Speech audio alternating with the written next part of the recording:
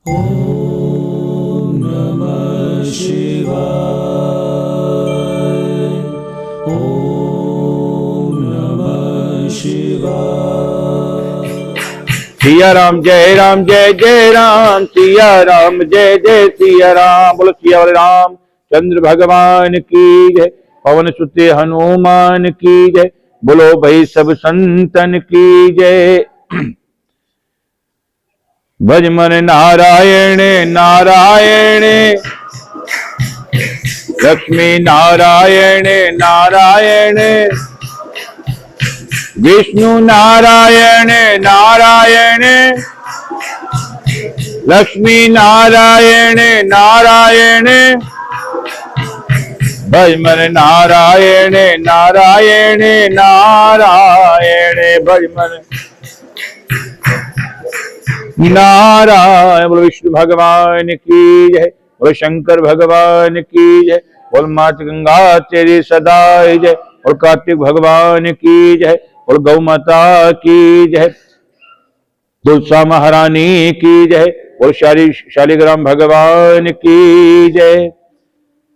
सुन प्रसन्न ऋषियों का और बोले सूत जी ज्ञानी, 25वें अध्याय में सुनो श्री हरि की सच्ची वाणी। तीर्थ व्रत और दान आदि के करने से समस्त पाप नष्ट हो जाते हैं, मगर प्रेत योनि में रहने वाले को इसका अधिकार नहीं होता है। तुम्हारे दुख को देखकर मैं अत्यंत दुखी हूं और तुम्हारा दुख दूर किए बिना संतोष नहीं होता है। तुम्हारे पाप बड़े ही भारी हैं, क्योंकि ये तीनों योनियां बहुत बड़े पाप करने वाले को ही प्राप्त होती हैं, और प्रेत योनि तो थोड़े पुण्य से नष्ट भी नहीं हो सकती है, लेकिन मैं तुम्हें इस योनि से अवश्य छुड़वाऊंगा। इसलिए मैंने जो कार्तिक का व्रत किया है उसका आधा पुण्य तुम्हें देता हूं, क्योंकि यज्ञ दान तीर्थ सबके सब निश्चित हैं कि कार्तिक व्रत के पुण्य के समान नहीं है। देवऋषि नारद बोले, हे राजन, इतना कहकर धर्मदत्त ने उनको ओम नमो भगवते वासुदेवाय ये द्वाक्षर मंत्र सुनाया और तुलसी जी का जल उसके ऊपर छिड़का दिया। बस फिर क्या था, क्षण भर में वह प्रेत योनि से छुटकर प्रज्वलित शिखा के समान दिव्य रूप धारण करके लक्ष्मी के समान सुंदर हो गई।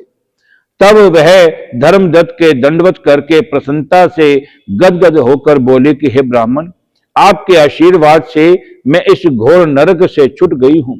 मुझ पाप सागर में डूबी हुई के लिए आप नौका के समान यहां पर आए हैं। नारद जी ने कहा कि हे राजन, अभी कलहा इसी प्रकार कह ही रही थी कि वहां पर विष्णु गण एक दैत्यमान विमान लेकर आए। विमान के द्वार पर अप्सराएं और गण बैठे थे, और धर्मदत्त ने उनको देखकर प्रणाम किया। पुण्यशील और सुशील नामक भगवान विष्णु के गणों ने धर्मदत्त को अपने हाथों से उठाकर उसका अभिवादन करते और कहा कि हे द्विजश्रेष्ठ, आप धन्य हैं जो सदा भगवान विष्णु के व्रत कथा और सेवा में लगे रहते हैं, और आपने जो बाल्यकाल में पवित्र और शुभ कार्तिक व्रत किया था उसके आधे फल से आपने कलहा के पूर्व जन्म के एकत्रित पाप को नष्ट कर दिया। यही नहीं, आपकी कृपा से उसके सैकड़ों जन्म के पाप नष्ट हो गए हैं। आपके जागरण आदि करने से पुण्य प्रभाव से आकाश मंडल में यह विमान आया है, और हे ब्राह्मण, अब हम उसे भांति भांति के भोगों के युक्त बैकुंठ में ले जा रहे हैं। आपके दान पुण्य के प्रभाव से यह भगवान विष्णु के पास रहेगी। आप भी इस जन्म के बाद अपने दोनों स्त्रियों सहित बैकुंठ में विष्णु जी के पास रहोगे और मुक्ति प्राप्त करोगे। हे दया सागर, वह मनुष्य धन्य है और जन्मे उन्हीं का फलीभूत है जिन्होंने तुम्हारी तरह विष्णु जी की भक्ति की है, क्योंकि भगवान विष्णु अपने भक्तों को भला क्या नहीं देते हैं।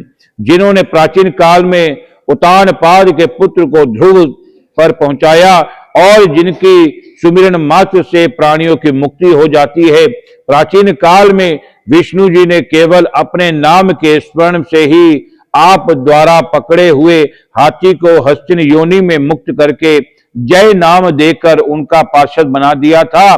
तुमने उसी विष्णु की सेवा की है, इसलिए तुम अपने दोनों स्त्रियों सहित 1000 वर्ष तक भगवान विष्णु के पास निवास करोगे। जब तुम्हारा पुण्य क्षीण हो जाएगा तब वह सूर्य वंश में अपने दोनों रानियों के साथ राजा दशरथ के नाम से प्रसिद्ध होवोगे तथा कलहा तुम्हारे आधे पुण्य की भागीदार होने के नाते तुम्हारी तीसरी भार्या होगी। वह भगवान विष्णु पुत्र के रूप में तुम्हारे पास रहेंगे और देवताओं का कार्य करेंगे। विष्णु जी को प्रसन्न करने वाले तुम्हारे कार्तिक व्रत से अधिक महत्वपूर्ण कार्य करेंगे और यह दान तीर्थ आदि कोई भी नहीं है।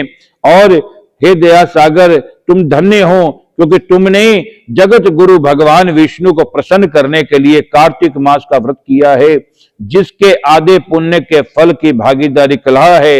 इस समय हम इसे अपने साथ विष्णु लोक को ले जा रहे हैं। बोलो विष्णु भगवान की जय।